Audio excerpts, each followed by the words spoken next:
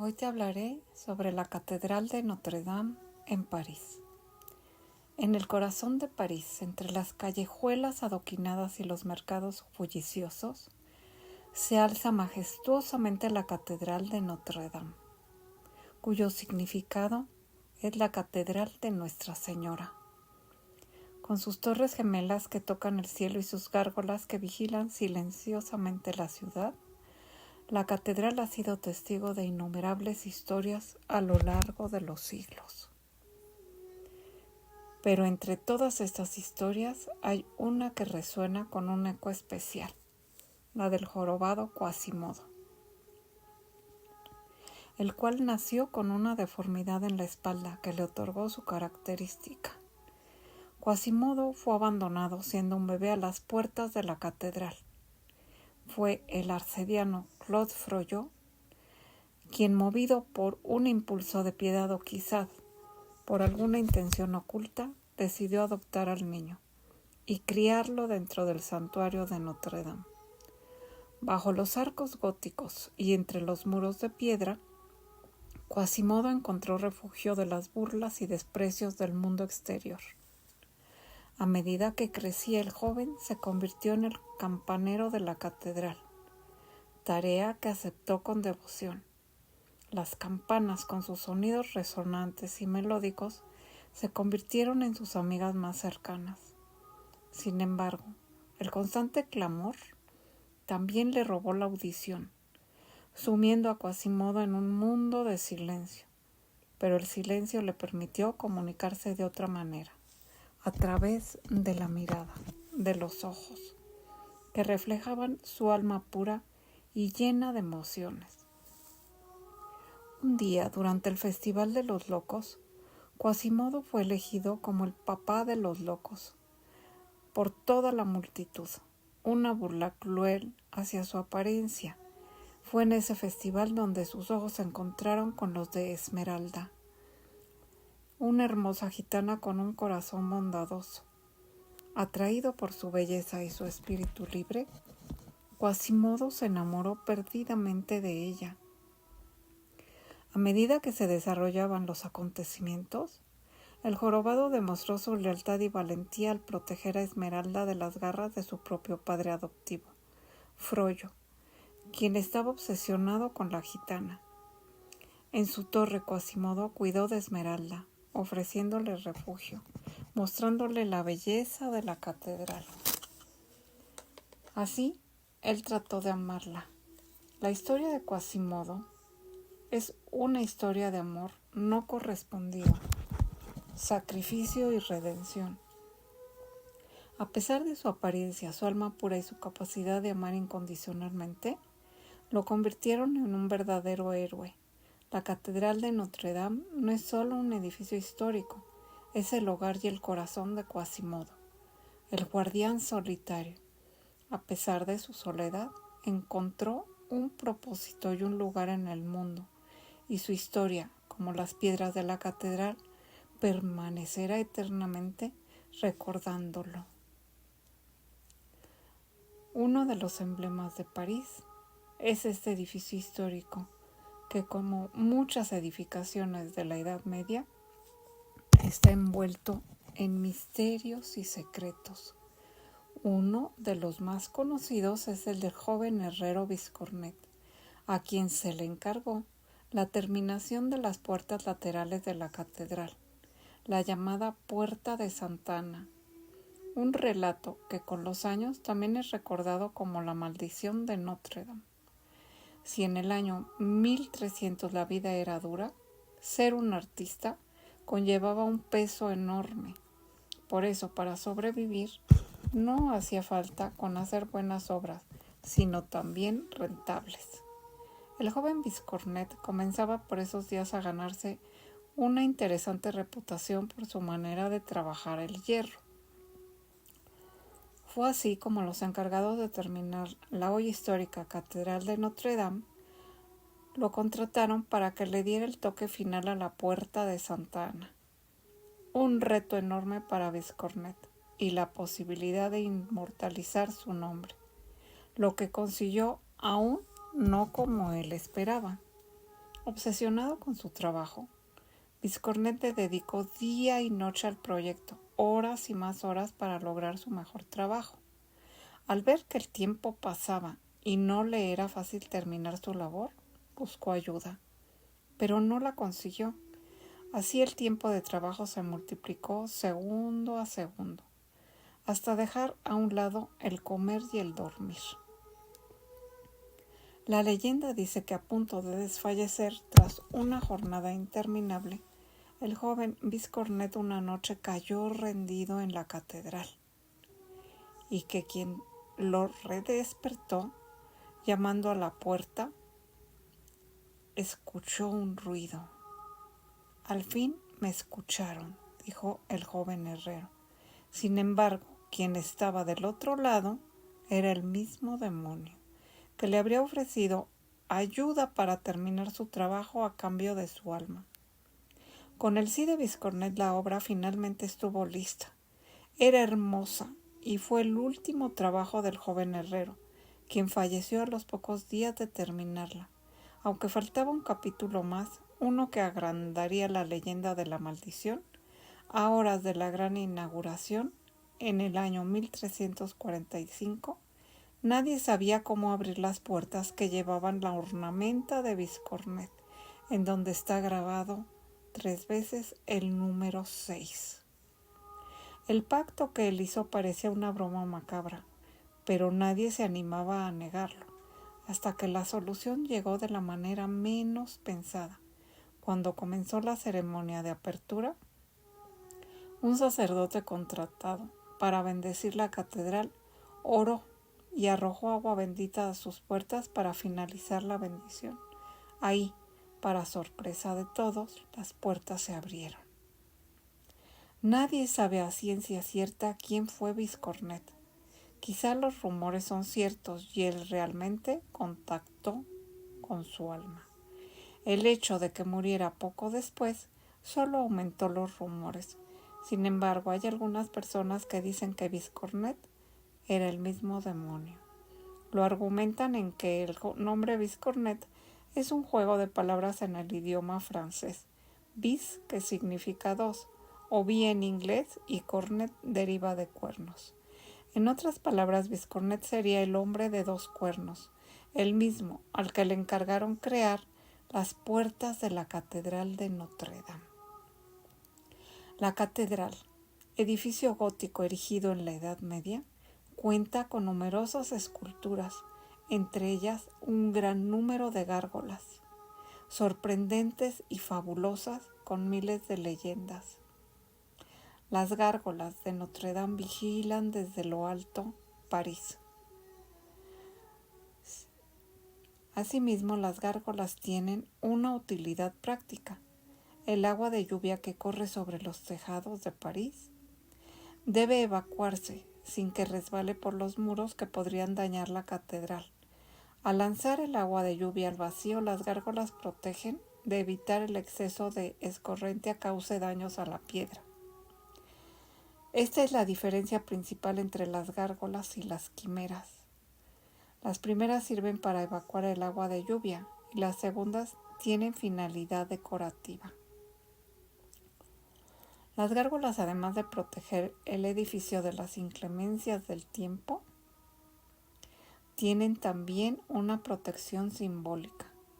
Con aspectos espeluznantes representan monstruos de bestias fantásticas, animales salvajes y domésticos e incluso hombres, monstruos que deben espantar a las malas entidades espirituales y las fuerzas del mal, ahuyentarlos de los muros santificados que albergan la comunidad de creyentes. También ofrecen una función purificadora, puesto que engullen las aguas sucias que alejan la lluvia de los muros.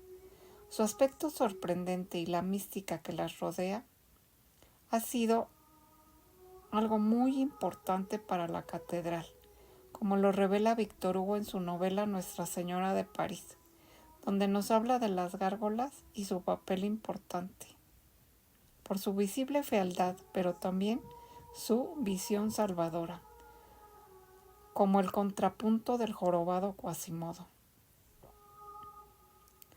Asimismo, las gárgolas propiamente dichas tienen un aspecto distintivo, que consiste en cuerpo hueco y aerodinámico y un cuello largo y una expresiva cabeza parecida a un animal. Adoptan formas de animales híbridos con humanos y figuras místicas. Pero estas estatuas que están tan ligadas a la imagen de Notre Dame no forman parte de su construcción finalizada en 1345. Estas fueron añadidas mucho después, a mediados del siglo XIX, durante un proyecto de restauración que se desarrolló en 1843 y ligado por los arquitectos Eugène Viollet-le-Duc y Jean-Baptiste Lassou, quien falleció antes de completar la obra en 1864. Fueron hechas por el artista Victor-Joseph Pianet, cuyo nombre muy pocos hoy recuerdan. Tal fue el éxito que tuvo la novela de Nuestra Señora de París en 1831, escrita por Víctor Hugo, que cuenta la historia del jorobado Quasimodo que cuida de las campanas de la iglesia y se enamora de Esmeralda la gitana. Asimismo fue que el público francés mostró un gran interés por este patrimonio histórico y en particular por su catedral. Víctor Hugo fue una de las figuras más relevantes y notables que presionó para que se restaurara la catedral y luego participó activamente en un subcomité de 3 personas que supervisó el proyecto de restauración presentado por los arquitectos a cargo de la obra. Asimismo, se sabe que las gárgolas son elementos de salvación no del alma, sino del cuerpo del edificio, y son parte del sistema de elementos de restauración para protegerla. Como todos los edificios que luego se convierten en íconos, la de Notre Dame que vemos hoy en París es el resultado de una estratificación de obras a lo largo de los siglos, iniciada en el año 1163, consagrada en 1182 y terminada en 1344. Fue desfigurada durante la Revolución Francesa y restaurada a mediados del siglo XIX. Ahí fue donde se le añadieron las 54 gárgolas que aún pueden verse a través de ellas. Alrededor de las figuras de las gárgolas en general, y no de las de Notre Dame en particular, se ha desarrollado una interesante leyenda de sus orígenes muy antiguos. En francés, el gargouille era un dragón maligno que sembró el pánico en el pueblo de Rouen en el siglo VII. Tenía un cuello muy largo y alas de murciélago y exhalando fuego por la boca hacía que los habitantes le tuvieran terror, y se dice que durante la quema de Juana de Arco, el monstruo observaba todo el episodio desde lo alto.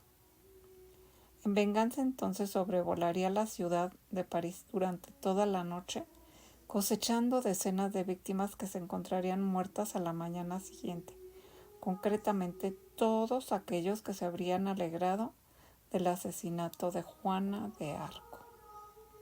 Las gárgolas que rodean la Catedral de Notre Dame de París son estatuas que se colocaron en este edificio con un significado diferente, para proteger y hacer que se alejen de allí los malos espíritus.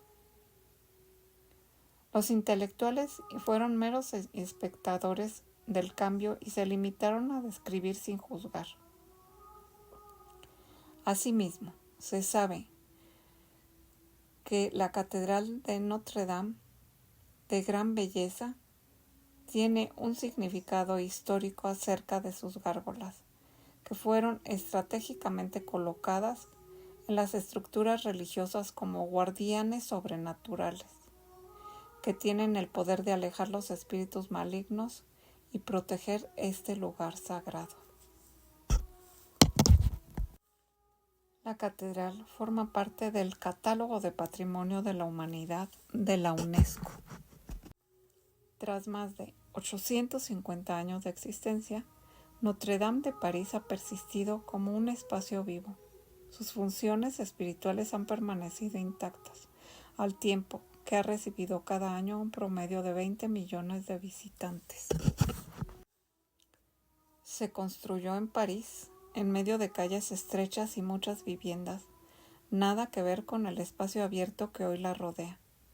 Cualquier mortal que se asomara a la puerta de su casa antes del siglo XIX sentiría de inmediato la incontestable grandiosidad de aquella masa llena de símbolos y leyendas. La primera característica resaltante de esta obra es su monumentalidad y su poder simbólico, pero en honor a la verdad, así solía ser el arte gótico. Cada espacio de un edificio gótico era diligentemente cuidado y aunque no tuviera una función, recibía la detallista y atención de artesanos que creían que Dios los observaba. Asimismo, el arte gótico es una oración de piedra. La oración comienza desde que se dedica la catedral a la Virgen María o Notre Dame, Nuestra Señora, en francés. El culto mariano alcanzaba por aquellos años su punto más alto. María, la Madre de Dios, encontraba resonancia en una sociedad en que la mujer, cada vez más sola, a causa de las cruzadas, se involucraba en la espiritualidad. Esto coincidía con el nacimiento del humanismo teológico, que abría paso a la percepción de un Dios más próximo, con luz divina. La oración se expresa tanto en los nuevos recursos arquitectónicos que buscaban luz y altura, como en las artes plásticas integradas al edificio, bóvedas, contrafuertes, arbotantes, creados justamente para Notre Dame. Vitrales y rosetones se unieron al poder de un arte cada vez más naturalista, que hizo posible expresar la fe renovada del pueblo hacia Dios. La planta de la Catedral de Notre Dame tiene forma de cruz latina.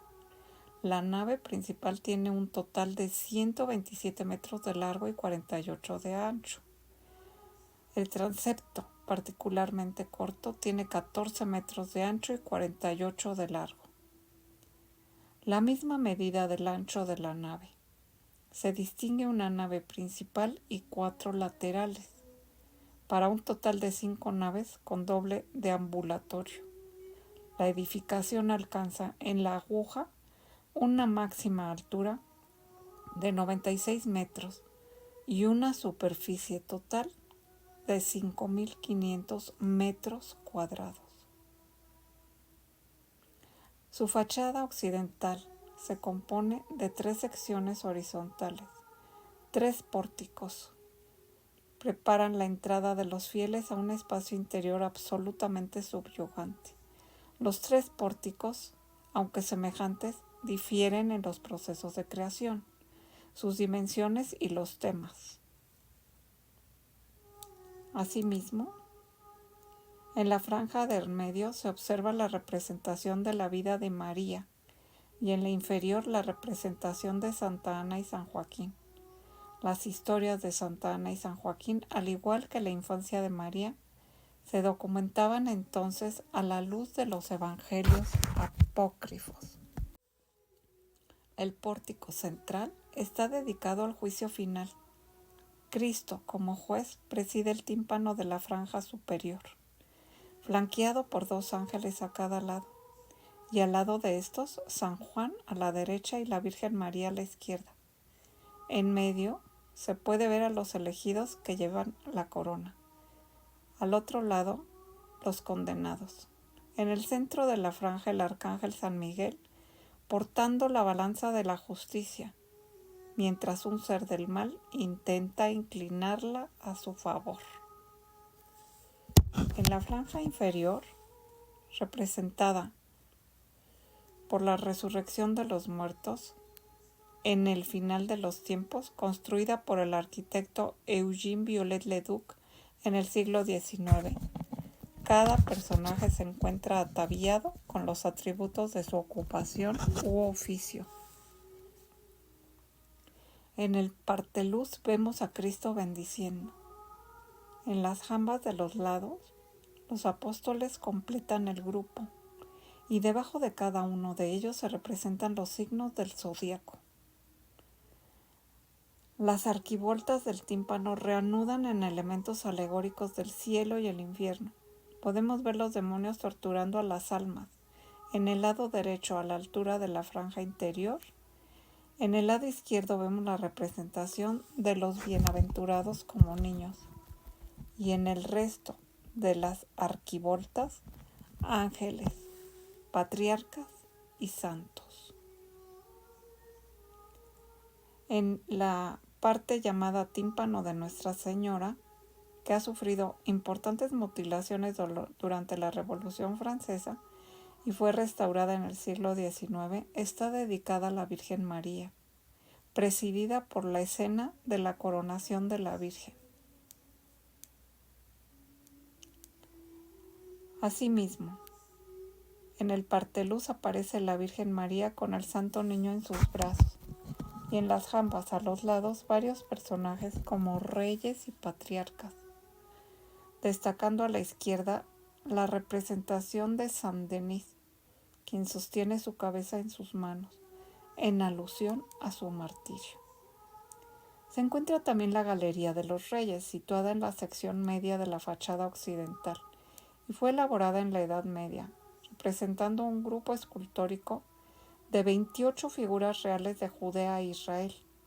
La Galería de los Reyes, al igual que parte de los pórticos, sufrió importantes destrucciones en tiempo de la Revolución Francesa, ya que pensaban que estos personajes eran los reyes de Francia. El arquitecto Eugène Viollet-le-Duc, quien, como hemos visto, recibió el encargo de restaurar la catedral, no se limitó a la restauración, sino también creó los nuevos elementos.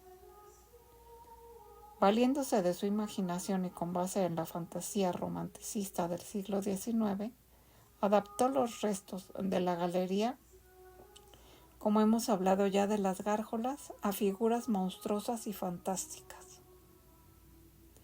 En la fachada norte, orientada hacia la Rue de Cloître, vemos la puerta de transepto. El pórtico está enmarcado en un gablete, un tipo de remate triangular y peraltado, que suele usarse para decorar los vanos de ventanas e iglesias góticas. En este caso, cada fachada tiene un conjunto de 3 gabletes debidamente jerarquizados. El pórtico se representa a la Virgen con el niño en el parteluz, pero la escultura está incompleta. Está dedicado al monje Teófilo de Adana, cuya historia, representada en las franjas superiores y medias de la catedral, cuenta la historia de Teófilo de Adana, monje que había recibido el encargo de convertirse en abad, pero prefirió seguir siendo arcediano. El nuevo abad lo retiró de su cargo y Teófilo, desesperado, pactó con los espíritus del mal, a fin de imponerse sobre el abad. Visto el daño que había hecho, Teófilo se arrepintió y se liberó por el auxilio de la Virgen María. En la parte inferior hay una franja que representa la infancia de Jesús, su nacimiento, la representación en el Templo de Jerusalén y la matanza de los inocentes, así como la huida a Egipto. En la fachada sur, al igual que en la norte, el pórtico, al otro extremo del transepto, está coronado por un gablete, dedicado a San Esteban. Está conformado por 3 registros. Puede verse a Jesús junto a sus ángeles contemplando el martirio de San Esteban. En el inferior relatan la vida y martirio de este santo. Hay una puerta roja en la Catedral de Notre Dame. Es usada para facilitar el paso de los religiosos del claustro hacia la iglesia. principalmente hacia el área de coro, a fin de celebrar los maitenes, en horas de la madrugada. Fue construida en el siglo XIII y coronada por un complejo de gabletes, ya que su uso interno es la puerta, es más pequeña que las demás y el tímpano más simple.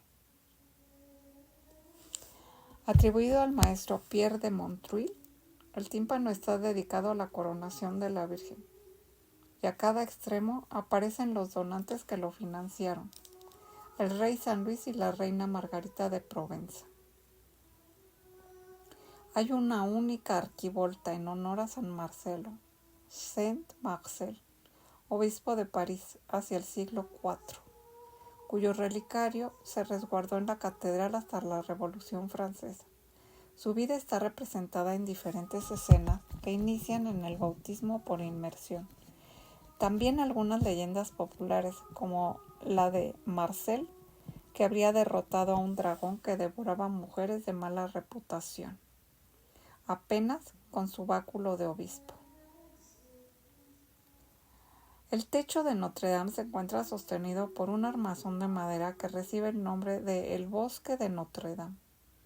La razón de este nombre se halla no solo en el numeroso de las vigas, sino que cada una de ellas fue un árbol de roble entero. Muchos de ellos son de cientos de años de antigüedad. Sobre este techo destaca la aguja, añadida en el siglo XIX por Viollet-le-Duc, en sustitución de una antigua aguja tipo campanario que habría sido colocada en el año 1250 y desmantelada a finales del siglo XVIII. Viollet-le-Duc reprodujo una serie de estatuas de bronce de los 12 apóstoles que vigilan las ciudades de lo alto. Uno de ellos, Santo Tomás, sería el mismo Viollet-le-Duc, quien de espaldas a París vigila la aguja. De esta forma, Viollet-le-Duc se convirtió a sí mismo en un custodio inmortal de la Catedral de Notre Dame. En su interior se despliega un techo resuelto con bóvedas de crucería. Al cruzar dos arcos apuntados, las nervaduras de estas bóvedas distribuyen el peso hacia los pilares. Con esta técnica de arquitectura lograron eliminarse los muros pesados y abrirse vanos en ellos para crear ventanas para un efecto celestial. Uno de los elementos característicos de la Catedral de Notre Dame son sus hermosos rosetones, vitrales maravillosos presentes en la fachada occidental, en la norte y sur. El del norte está dedicado a la Virgen María y el del sur a Jesucristo. El arte gótico, escultura y pintura están al servicio de la arquitectura. Aunque carezcan de una función litúrgica, tienen una función educativa propagandística. Dentro de la Catedral de Notre Dame destaca una juve, es decir, un muro que rodea del coro y lo enmarca dentro de la planta. La juve está decorada con tallas de madera policromadas que relatan diferentes ciclos de la vida de Jesús. Estos fueron pintados a lo largo del siglo XIV. La sección norte fue supervisada por Pierre de Chelles y aborda la vida de Jesús desde su infancia hasta su pasión y muerte. Elaborada entre 1300 y 1318, la sección fue supervisada por Jean Raby, a su muerte por su sobrino Jean Le Boutiel. En ella se representan las escenas posteriores a la resurrección. Fue elaborada entre 1344 y 1341. La Catedral de Notre Dame comenzó a construirse en 1163 y finalizó en 1345. 2 siglos de infatigable trabajo, generaciones enteras que vivieron al servicio de esa magnífica obra, sin mayor interés que dejar el testimonio de su fe inscrito en las piedras. De eso trata justamente el arte gótico, una ofrenda literalmente elevada al cielo.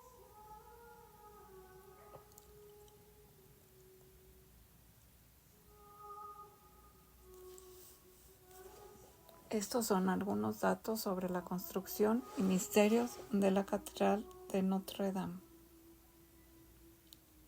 la cual sufrió un grave incendio el 15 de abril del año 2019, que destruyó la aguja o pináculo principal, obra de Viollet-le-Duc, así como su techo.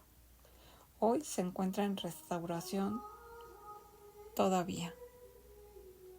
Yo soy Maritere Sabrina Psíquica Medio. Miles de bendiciones y un abrazo de luz ahí donde tú me escuchas.